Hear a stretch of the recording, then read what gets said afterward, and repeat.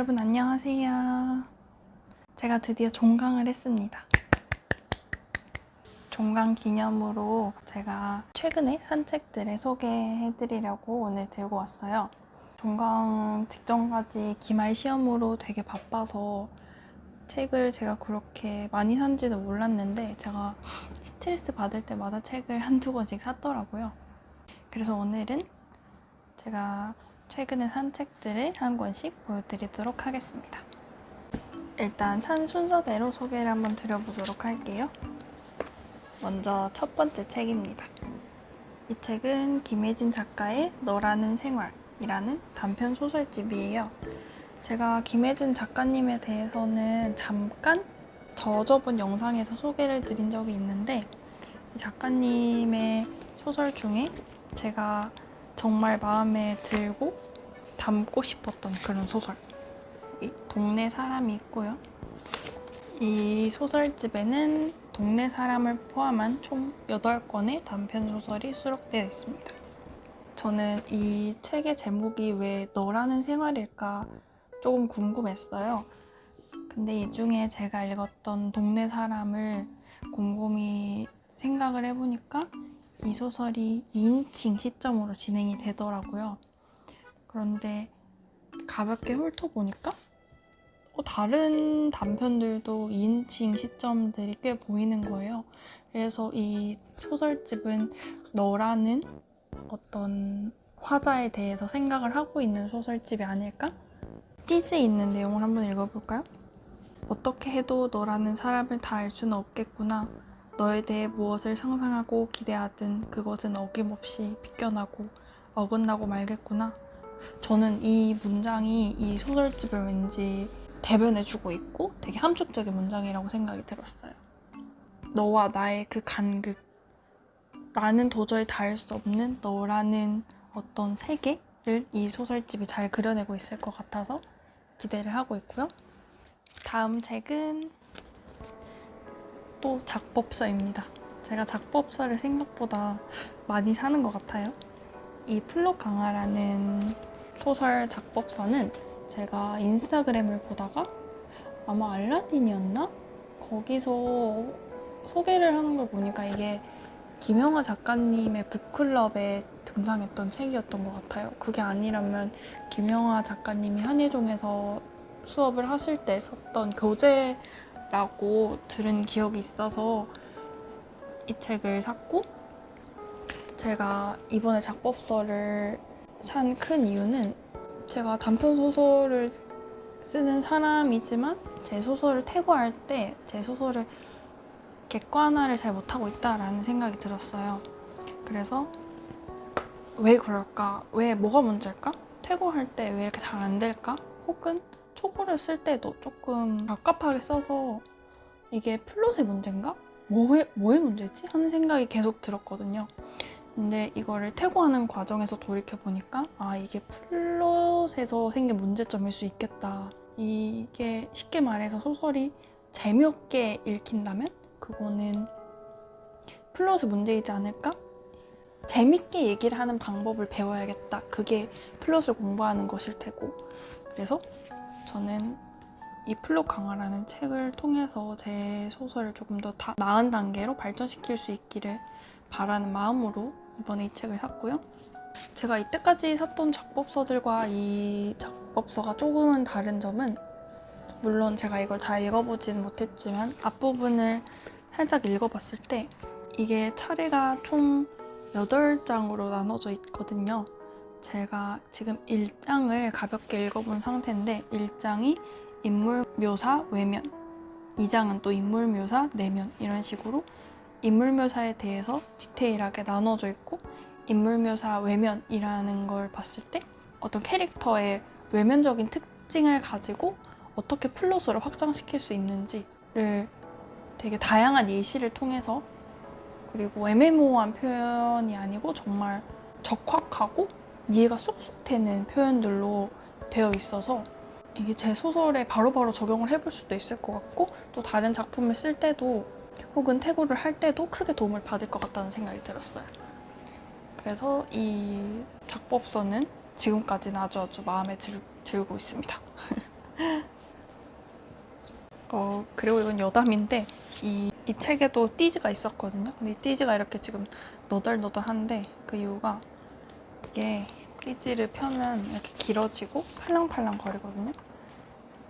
이걸 참 고양이들이 좋아한답니다. 소설을 쓰시고 고양이 집사이신 분들에게는 이 책은 더더욱 좋은 책이 되겠죠? 그리고 다음 책은 플로 강아랑 같이 산 책이에요. 이장옥 작가님의 캐럴입니다. 이 책은 뭐라고 표현을 하면 좋을까요? 제가 매료되어서 구매를 한 책이거든요. 이 책도 제가 인스타그램에서 알게 됐는데 아마 이 책이 나온 문지에서 인스타그램을 운영하고 있는데 그 채널을 보니까 이장옥 작가님이 이번에 신작인 캐럴을 본인이 직접 낭독을 하는 그런 ASMR 같은 영상이 있었어요. 그런데 전문 성우가 아니고 정말 어떻게 보면 평범한 한 인간의 목소리로 이 소설의 문장을 담담하게 읽어나가는 그 영상을 보고 있는데 되게 매혹되더라고요. 이 책의 뒷표지에 보면은 작가님이 읽었던 부분과 비슷한 부분이 있는데 제가 짧게 한번 읽어볼게요. 기억한다. 그때 밤하늘에 점점이 흩날리던 눈송이들의 궤적을. 눈송이들은 캄캄한 하늘을 배경으로 불규칙하게 움직이고 있었다. 그 궤적들을 손으로 그려볼 수 있다면, 그 궤적들을 하나하나 기억할 수 있다면, 그 모든 궤적을 계산해낼 수 있다면, 그러면 우리는 우리의 미래를 알게 될지도 모른다. 어머나, 이 부분이 제가 늘 생각하는 뭐랄까요? 한 삶의 어떤 순간들? 그 점이라고 부를 수 있는 그 순간들을 이어서 선으로 그려낸다면 그게 내 삶의 모습이지 않을까? 그래서 점을 이어서 선이 된다라는 것과 그 점 자체에 대한 생각이 제가 늘 갖고 있는 생각이고 제 필명이 점 하나인 이유예요. 그래서 그 부분이 저의 어떤 가치관과 너무 잘 맞아서 일단 이 책에 관심을 갖게 됐고 또 알라딘에 들어가서 이 책 소개를 읽어보니까 너무 좋아서 아직은 읽어보지 못했지만 그 부분들이 너무너무 좋아서 이 책을 바로 사게 됐어요. 아마 저는 이 책을 다 읽고 나서 리뷰를 준비하지 않을까 그런 생각이 듭니다. 다음은 마지막 책이에요. 이 책은 지금 보시다시피 거의 다 읽은 책이고요. 놀이터는 24시라는 책입니다. 이 책은 NC소프트의 새로운 실험 이렇게 나와 있고 이 여러 작가님들의 단편 소설이 들어있는 앤솔로지입니다. 이 책은 즐거움을 테마로 쓴 7편의 소설이 담겨 있고요. 그리고 이 작가 라인업을 한번 보시겠어요?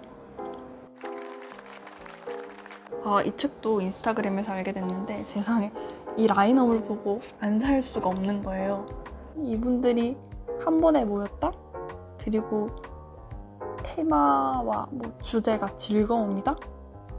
안 살 수가 없는 거예요. 이 책은 알라딘 북펀드를 통해서 구매를 했고요. 저는 북펀드라는 게 크라우드 펀딩이나 텀블벅 같은 그런 데서 출간되는 소설만 들어봤지 알라딘에서도 북펀드를 하는지는 전혀 몰랐거든요. 잠깐만 여기 홀로그램 있어. 미쳤어. 이제 봤어요. 아무튼 그래서 이번에 알라딘에서 이 책을 북펀딩을 하는 거예요. 세상에 안 살 수가 없어. 그래서 바로 샀는데 이 책은 아마 제가 알기로는 이후에 또 정식 출간이 된 걸로 알고 있어요. 제가 지금 총 5권의 소설, 김금희 작가님의 소설까지 읽었고 오늘 이 두 작가님의 소설을 읽을 예정인데 이 책은 할 말이 꽤 많아서 너무 재밌거든요. 그래서 이 책은 다 읽고 빠르게 여러분들과 후기도 공유하고 리뷰를 남겨보려고 합니다. 그래서 오늘은 총 4권의 책을 소개해봤고요. 이렇게 보니까 소설이 3권이고 작법서가 1권이네요. 취향은 참 잘 변하지 않는데 이번에 논픽션이라든지 뭐 사회과학서, 과학서가 있었으면 더 좋았을 것 같은 생각이 들어서 조만간 그런 책들을 사지 않을까 생각을 해봅니다. 그러면 오늘은 이렇게 4권의 책을 소개해봤고요. 다음에는 더 좋은 영상으로 여러분들을 찾아뵙겠습니다. 안녕.